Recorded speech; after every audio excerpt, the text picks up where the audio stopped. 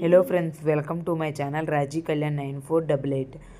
ఇవాళ పాలకూర egg Buzi ఎలా తయారు చేసుకోవాలో చూద్దాం. ఇలా ఆకుకూరలో ఎగ్ కూడా వేస్ట్ చేయండి, టేస్ట్ అయితే చాలా బాగుంటుంది. మీరు కూడా తప్పక ట్రై చేయండి. ముందుగా ఉల్లిపాయ పచ్చిమిర్చి తరిగి పక్కన పెట్టుకోండి. ప్యాన్ పెట్టుకుని ఆయిల్ వేసుకుని కొద్దిసేపు వేగనివ్వండి. ఈలోపు ఆకుకూర మనం శుభ్రంగా వాష్ చేసి కట్ చేసుకోండి. కట్ చేసుకున్న తర్వాత ఉల్లిపాయ మగ్గిన తర్వాత ఆకుకూర కూడా వేసేసుకోండి. అల్లం వెల్లుల్లి పేస్ట్ కూడా వేసుకోండి. అల్లం వెల్లుల్లి పేస్ట్ అప్పటికప్పుడు ఫ్రెష్గా దంచింది వేసుకోండి.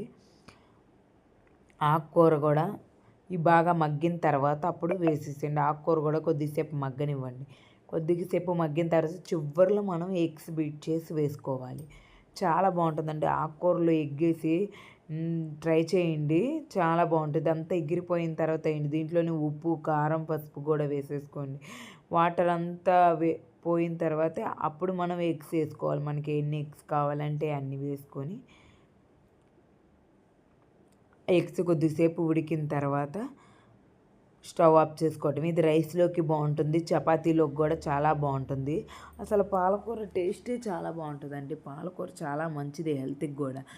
మీరు కూడా తప్పక ట్రై చేయండి. ఇలాగా ఇది సైడ్ డిష్కి అయితే ఇంకా బాగుంటుంది, సాంబార్లోకి వాటిలోకి. Please like, subscribe my channel.